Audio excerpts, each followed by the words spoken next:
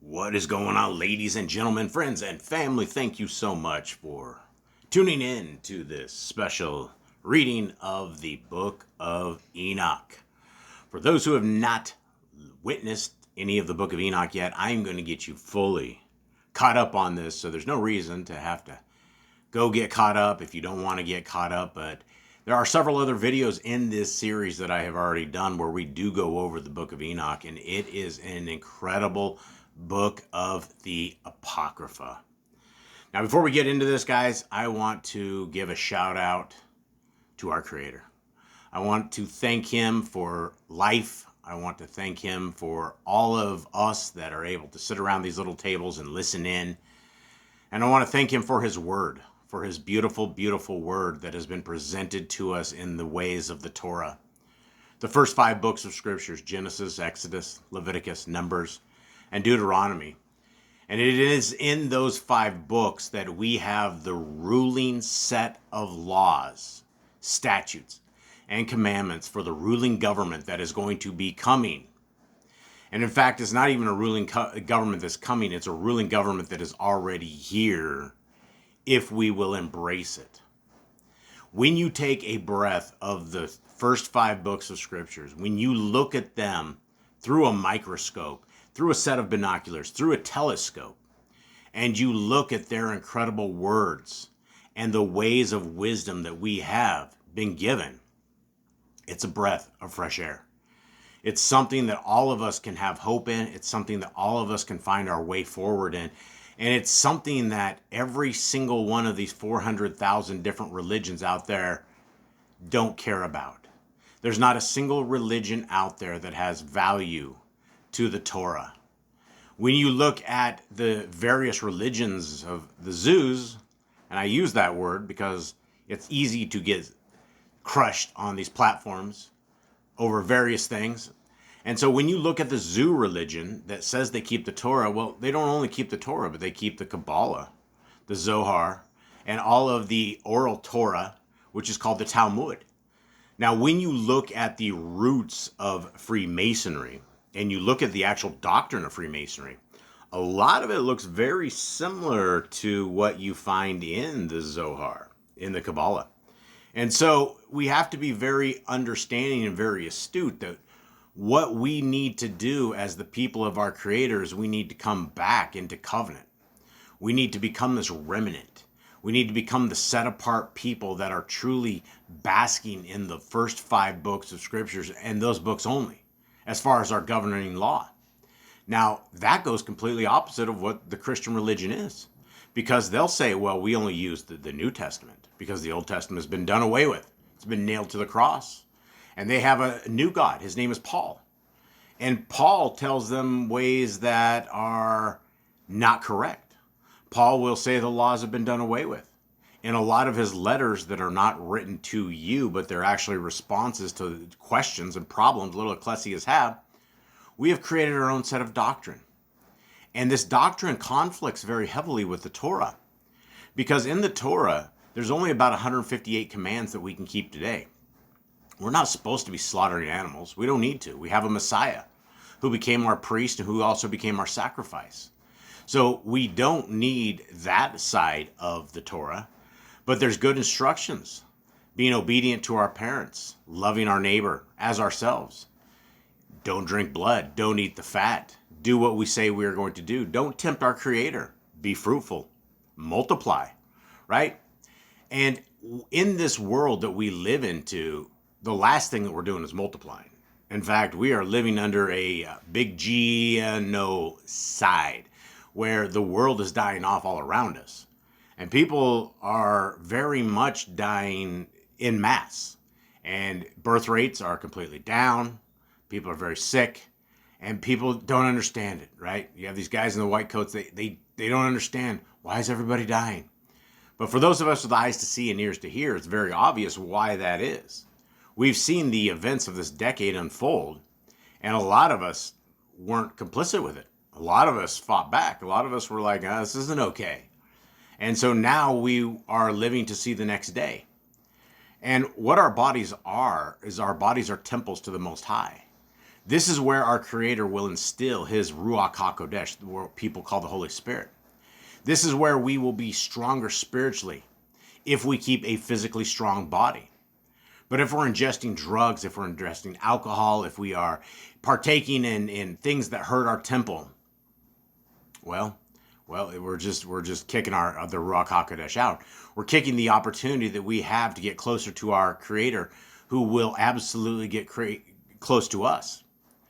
Now, for those of you out there that only have Jesus Christ, and you have nothing else, you don't have the Torah, well, Messiah Yahushua, Jesus, as you would call him, there were no J's in Hebrew, so I don't use the word Jesus. His Hebrew name was Yahushua. Well, he says in Matthew 7, "Depart from me, you who are lawless." Most people don't understand that. When you read Matthew 7 very, very slowly, it becomes very, very clear that there is a covenanted path. Read Hebrews 8. Hebrews 8, the entire chapter. The Christians love to dwell upon that chapter. When you are in that chapter, it's giving instructions to 2 different houses, which are comprised of 12 different tribes. Now, these 12 tribes are different than the rest of the world. These 12 tribes are what you call Torah keepers, law keepers, the people that observe the laws, the statutes, and commandments of our Creator. Now, I gave a shout out to our Creator, but I'd also like to give a shout out to our Messiah Yahushua. He was amazing. He did an amazing job. And when he fasted 40 days, that's no joke. And for those of you guys who have been fasting with me, guys, I've been not doing good, which is why you have not heard from me up until today. And so I made it to 120 hours, 5 full days of fasting. And last night I gave in, drank some bone broth, ate some eggs, and my digestive system is completely wacky now as it's starting to re-kick. So I am going to be feasting today and tomorrow. And then tomorrow night, Shabbat night, at the end of Shabbat, that'll be the last meal I have again, and I am going to go back into this fast. Now, in 2 weeks' time, I've lost about 13 pounds. And this morning I weighed in lighter than I've weighed in for a very, very long time. And so the effects of fasting are absolutely working out. For those who didn't know, at the January 6th of this year, the doctors diagnosed me with 1 year left to live. They said if I didn't make it to a diabetic clinic and start shooting insulin right away, I was going to die. There's no way around it. And I told my doctor, I said, hey, I'm just going to change my diet. I'm going to work better. He's like, that'll never work. You're too far beyond it. He's like, even if you get help, even if you get insulin now, you only have about 5 or 6 years left to live based upon your numbers. And I was like, well, I am a victim of the events of this decade, right? I've seen what's happened in the last, 10 years. I've seen the psychological operations that are being pulled against the people. And I said to myself, you know what? I've done this to myself. I will undo this to myself. Where there's a will, there's a way. And so most of this year, of this 7-8 months that we're into this year from my diagnosis, I was working through things, right? Even looking into the big pharma stuff, metformin, and I was never going to take the injections, but I'm not happy with anything that I've been presented inside the medical establishment. I went down the road of heavy cinnamon extracts and trying to repair myself like this, but the problem is when you get to a certain level with diabetes type 2, it's a carbohydrate overload. It means you've eaten way too many sugars and you are insulin resistant, which means your insulin just produces and produces and produces, but the sugars it doesn't work anymore. The only thing that I have successfully found that will completely reverse type 2 diabetes is fasting. And as I am fasting, there's a phenomena. Actually, for everybody who's a type 2 diabetic, you can do this as well. This is not just an anomaly with me. This is something that it's taking some work, and it's definitely taking some hunger. And what you can do is you can absolutely reverse this. And what you have to do, and where I was going with that is there's a phenomenon in the morning called it's the morning blood sugar levels. And every single morning before we wake up, our kidneys and liver like produce enough glucose that it's supposed to kick us into gear. But for those of us who are sick with type 2 diabetes, you have a really high blood sugar. Now, as you get into a day or two of fasting and your body recovers from all of this, I could wake up in the morning and my blood sugar is 102, which is really, really good. And then it would drop down into 90s and 80s. And so all 5 days that I was super fasting, my body was going into a thing they call ketosis. Now, ketosis happens when the more you fast, the more ketosis happens. And that is the process of your body eating its own fat. Now, that is a wonderful, wonderful thing when this happens. And so when your body is eating its own fat, instead of using glucose, which is normally what it's looking for, it will literally go into the cells and eat it. Now, this is all a process that our Creator has developed into our bodies that is very, very amazing. In fact, the science behind more of this is that the longer we fast, up into about a 72-hour fast, a process called autophagy works. Now, autophagy is where you will start eating the old bad cells in your body. Your brain cells go away, the bad brain cells, the brain fog, cancer cells get eaten. This is a cure for cancer. This is a cure for sickness. This is an anti-aging cure. There is so much that is amazing, because the second you start eating again, then your bone marrow creates brand new stem cells. So you're getting like $40,000 injections after a 5-day water fast. All of a sudden, you're going to become bulletproof, right? You have a better chance of getting hit by a car than by dying of some sort of heart disease or something that we have done to our bodies. And so I am becoming the living testimony of our Creator's incredible design and his workmanship. And guys, this isn't a random happenstance that we can fast for 40 days and our bodies get healed, or we have the ability to stay alive, right? You're not going to die by fasting. Sometimes you feel like you're going to die. I definitely, day five was a tough one for me. I will be honest. I was breaking in my spirit, and I was it was more boredom than anything, right? Boredom is the disaster of fasting. And so, guys, I would like to encourage everybody out there to fast. For those of you guys that were fasting with me, if you're still fasting, I broke mine. So, guys, if you can continue on and you haven't broken yet, continue on, guys. Go as long as you can. This is going to heal you guys from a totally different perspective.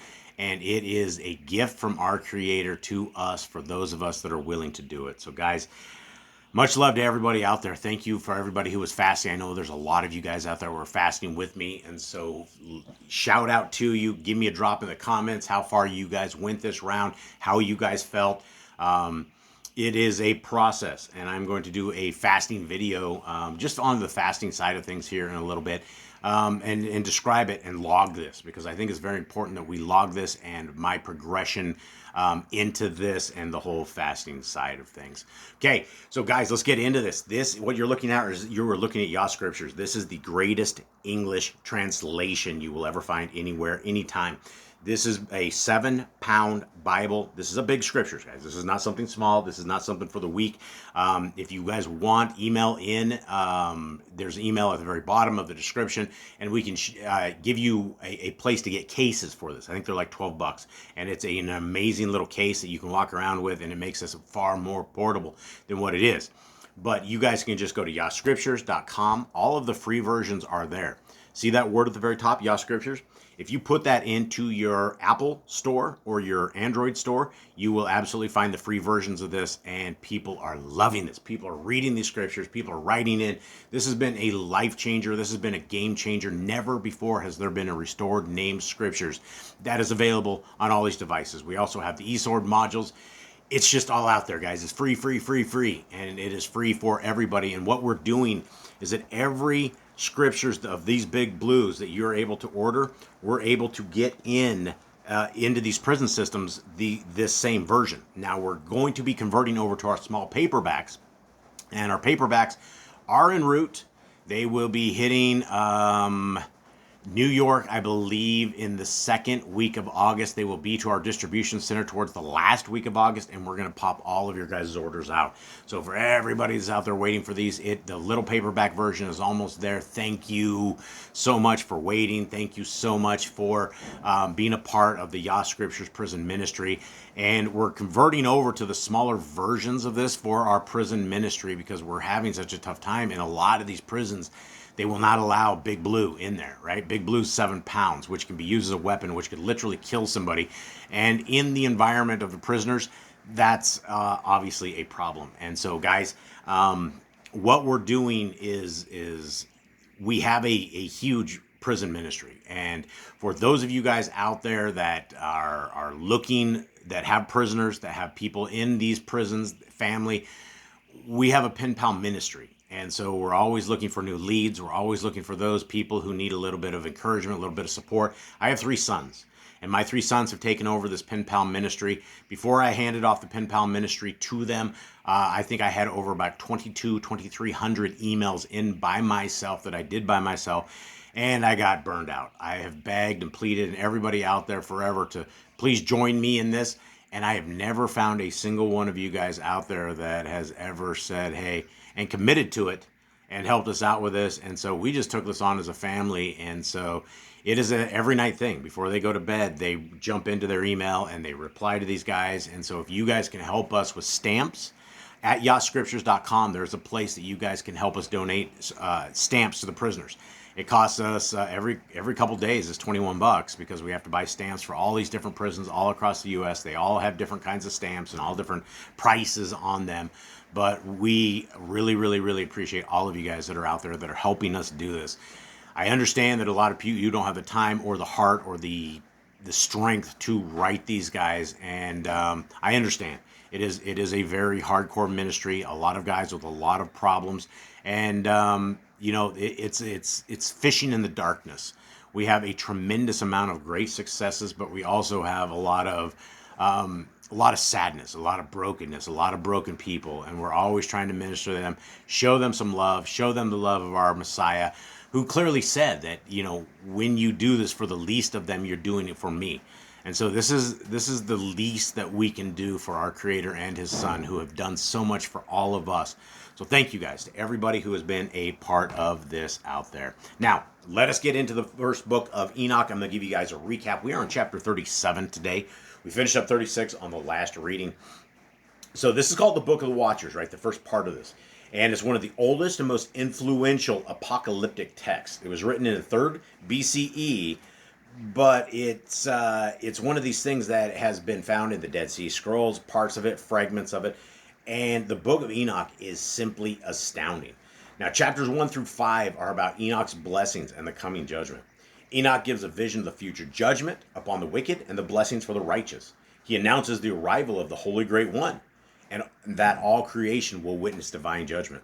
He emphasizes the immutability of natural law versus the moral law which humans violate, right? Now, we have a moral law, which is the first 5 books of Scripture. It's called the Torah, and that has been hidden from most people by all these religions, right? You have missionaries that come knocking at your door, and they'll tell you the way the Romans rode to Christ, or they'll tell you the way to the Kingdom Hall, or the Mormons, whatever, right? Every one of these people will lead you astray. Now, the people are probably good people, but they are hoaxed. They have been psychologically manipulated into it being a part of a cult.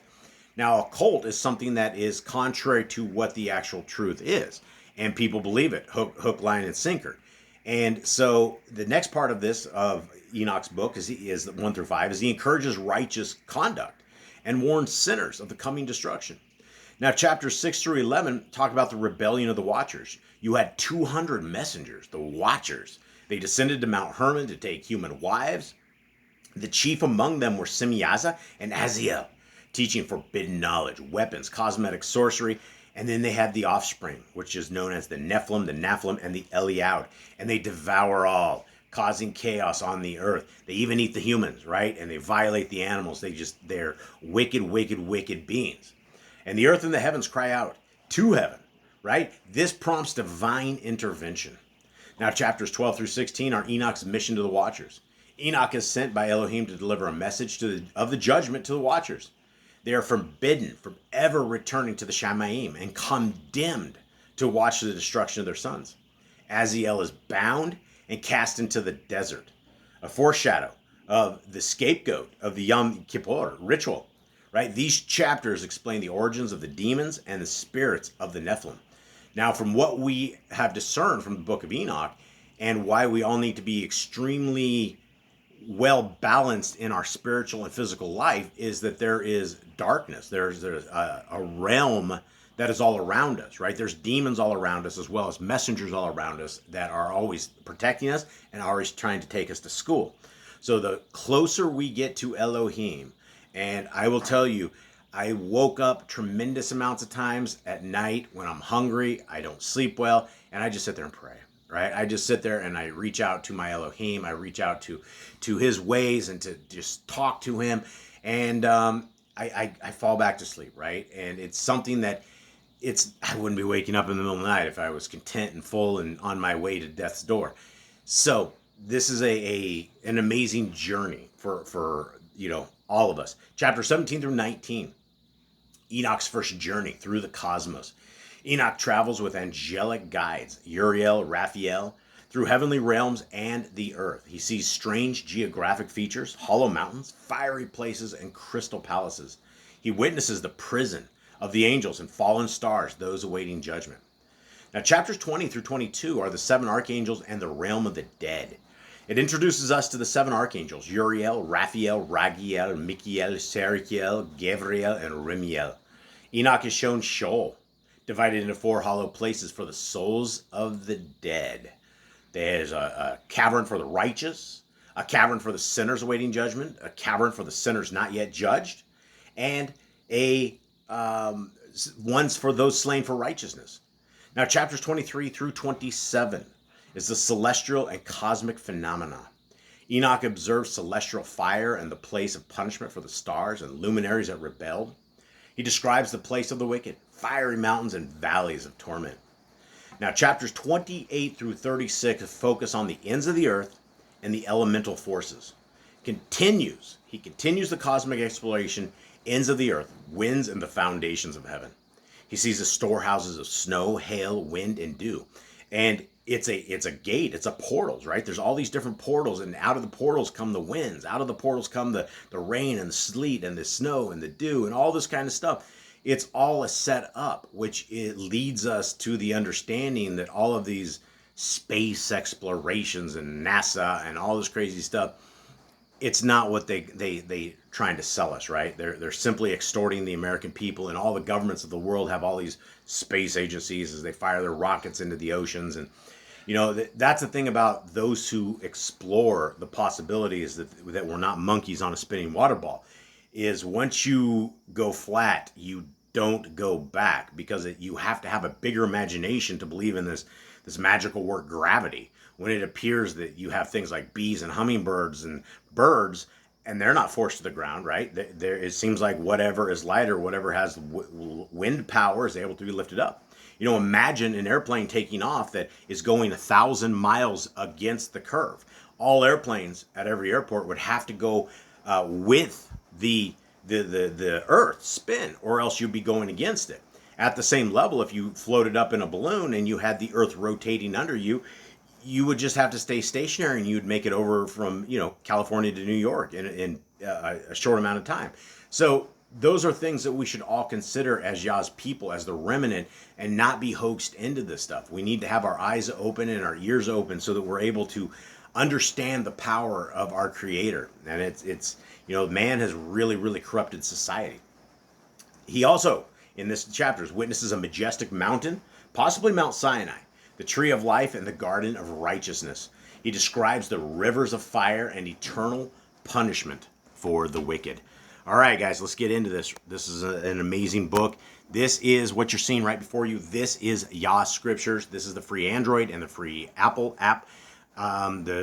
We are uploading the Spanish version of this either today or on Monday, maybe Sunday, maybe first day, and it is done.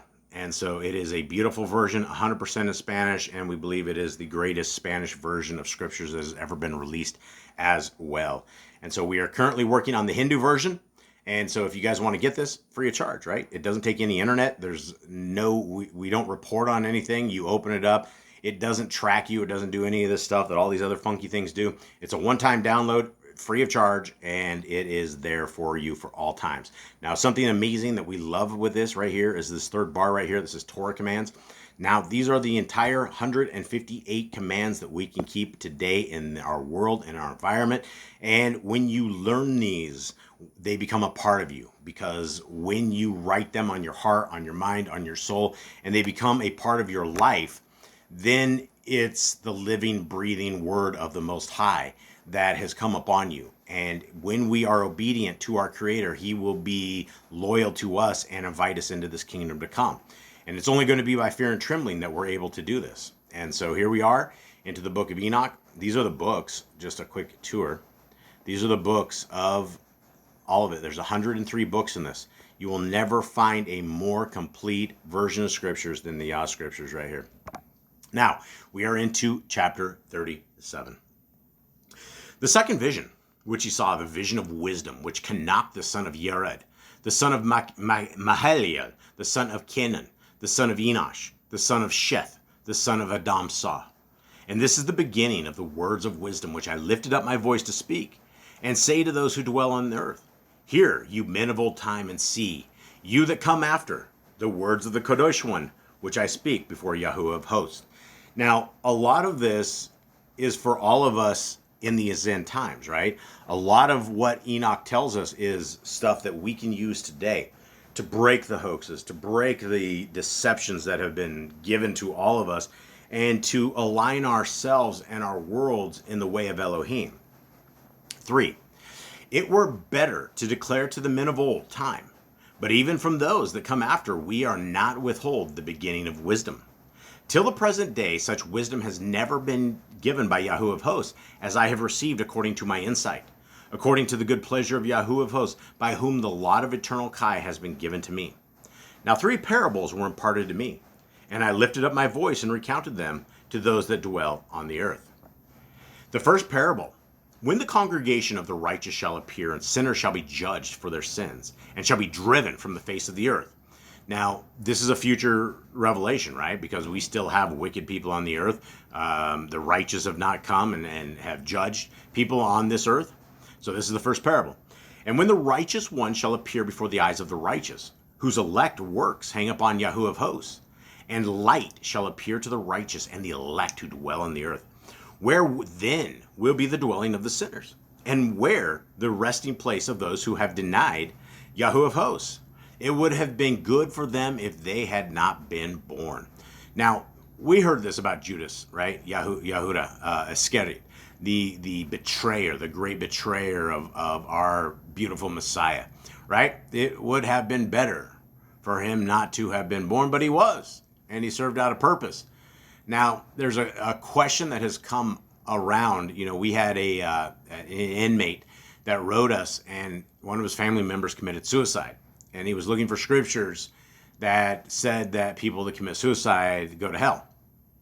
And for those of us who are astute in scriptures, we don't have anything. We don't have any kind of understanding of the world of suicide, other than you are committing murder.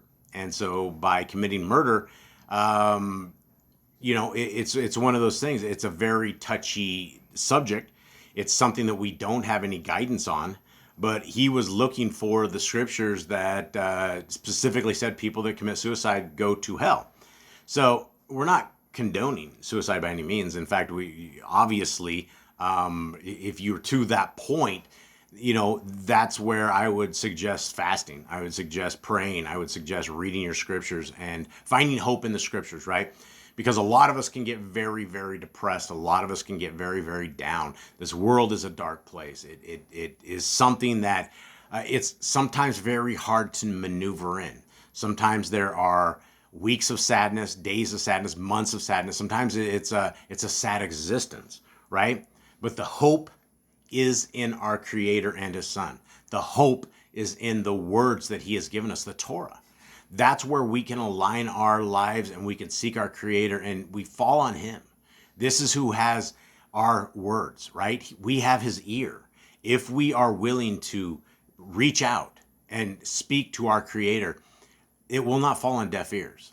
Your tragedies, your sadness, your brokenness, your sad life, even of depression, it's not going unnoticed, right? Sometimes we have to fast. Sometimes we have to pray. Sometimes we have to, in fact, that's not just sometimes.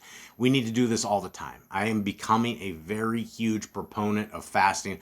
I truly believe that at least once a week, people should at least fast. And I'm not saying it from like this is a Torah command to fast, because the Pharisees and Sadducees always did that as well at some points. I don't know exactly what their fasting schedule was, but we do know that it is very healthy and physically and spiritually. And so, guys, if you're in that rut, if you guys are feeling like life is just running over you like a bunch of speed bumps, then it is time to seek your scriptures. It's time to read and pray and see what our Creator can deliver to you, because he can pull us out of this. He can stop drug addiction. He can stop alcoholism. He can change all of this stuff. That's not to mean that we're not going to have to walk in sadness. It's not going to mean that we're not tested. Those who are tested are loved more than those who are not, right? When you look at the Christians out there that have just a good life and cars and money and all this other stuff, and there's no bills, and it's just like I've always noticed, those in religion seem to do very, very well. It's one of those things, right? This isn't our lands to create money. This isn't our place to make mammon and to try to get rich. What we need to do is we need to be stacking up our credit card of the Shamayim. We need to be making sure that we're doing the things that makes our Creator happy, that we're witnessing to other people out there, that we're constantly throwing out seeds to people, that we're always trying to tell people about the Shamayim, becoming the laughing stock of the people, right? You guys know the kind of attacks that come upon all of us who are seeking our Creator. And, this is what our life is. Now, I went off in the weeds a little bit. Let's continue back into this. This is the first parable. When the secrets of the righteous shall be revealed, and the sinners rightly ruled, and the wicked driven from the presence of the righteous and elect. From that time, those that possess the earth shall no longer be powerful and exalted, and they shall not be able to look upon the face of the Kodesh. For Yahuwah of hosts has caused his light to appear on the face of the Kodesh, righteous and elect. Wow. Okay. Well, there's going to be a time when we have the war machines. We have the Satanists that are called the politicians of every country, of every continent, every single unclean spirit that is in these politicians worldwide that are doing great evil and bringing us into a new world order. Well, they're not going to even be able to look upon the people that are righteous, right? That's what we want. We want a full-on separation from the darkness, and this is going to be coming, guys. So hang on. Hang on, guys. Be strong. 5. Then the sovereigns and the mighty perish and be given into the hands of the righteous and Kodesh. Look who wins last, guys. Look who's last man standing. And from there on, none shall seek for themselves compassion from Yahuwah of hosts, for their life is at an end. And it shall come to be in those days that elect and Kodesh children will descend from the high Shamayim, and their seed will become one with the children of men. It's interesting times, right? Wow, that's strange. And in those days, Canuck received books of ardor and wrath, and books of unrest and expulsion, and compassion shall not be granted to them, says Yahuwah of hosts. And in those days, a whirlwind carried me off from the earth and put me down at the end of the Shamayim. And there I saw another vision, the dwelling places of the Kodesh and the resting places of the righteous. And here my eyes saw their dwellings with his righteous messengers and their resting places with the Kodesh. And they petitioned and interceded and prayed for the children of men, and righteousness flowed before them as water, and compassion like dew upon the earth. And so it is amongst them forever and ever. And in that place my eyes saw the elect one of righteousness and of belief. And I saw his dwelling place under the wings of Yahuwah of hosts. And righteousness shall prevail in his days, and the righteous and elect shall be without number before him forever and ever. And all the righteous and elect before him shall be strong as fiery lights, and their mouth shall be full of baraka, and their lips exalt the name of Yahuwah of hosts. And righteousness before him shall never fail, and uprightness shall never fail before him.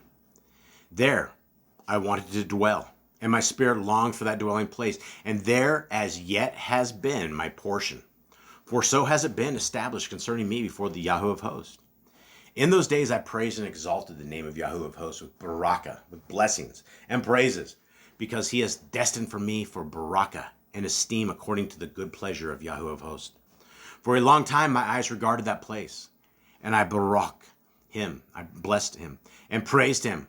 Baruch, blessed is he, and may he be Baruch from the beginning and for eternity. And before him there is no ceasing.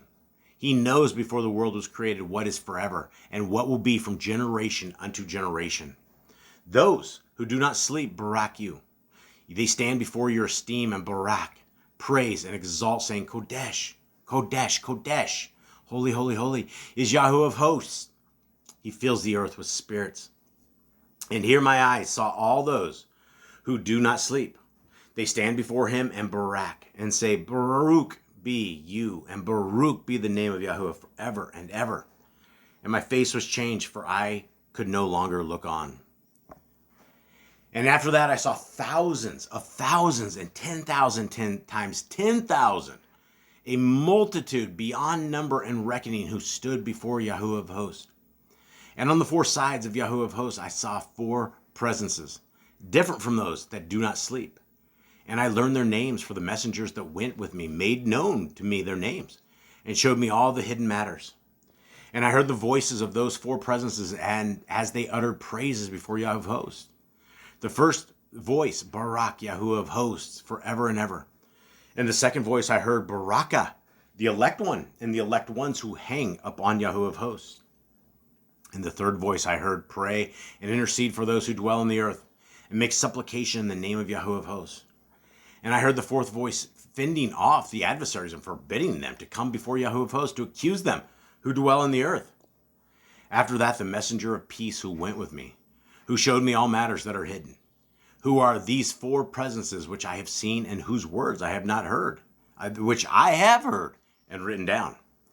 And he said to me, the first is Michael, full of favor and patient. And the second, who is appointed over all the diseases and all the wounds of the children of men, is Raphael. And the third, who is appointed over all the powers, is Gabriel. And the fourth, who is appointed over the repentance unto expectancy of those who inherit life, is named Phanuel. And these are the four messengers of Yahweh of hosts, and the four voices I heard in those days. Wow, we're already in this 37 minutes, guys. Let's look at this one. All right, I think we're going to end right here. I think this is a good stopping spot for all of this. My brothers and my sisters, I love you all. I'm so ecstatic to have you guys around and to be a part of these channels, these platforms, to be a part of our little assemblies. Guys, we run a live Shabbat on Shabbat. It is 11 o'clock Central Time. It is an incredible assembly that we sit and we are able to speak with all you guys and chat. There is a tremendous amount of very astute brothers and sisters, very Torah-based, very understanding in the ways of our Creator.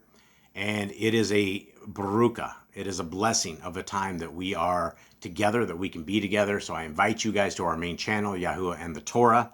It is on YouTube. If you're on any other platforms or anywhere else, it's only on our main YouTube channel. And so, guys, thank you guys very much for being a part of this. To everybody who was fasting with me, I'm sorry I didn't give you guys any updates. I was just feeling, this was a rough fast. This was definitely a rough fast. And, it's one of those things I try very, very hard to make it in here. And I want to make sure that I'm not pulling off a Pharisee, that I'm not... that I'm giving you guys the encouragement that you guys deserve and that the kingdom of our people deserve. And it's just not me moping and trying to struggle to survive. And so, guys, with that, huge hugs, much love. Hopefully I'll see you guys on Shabbat. And if not, Monday is probably the next time I will see you guys again. Yah willing. And much love. I'm out.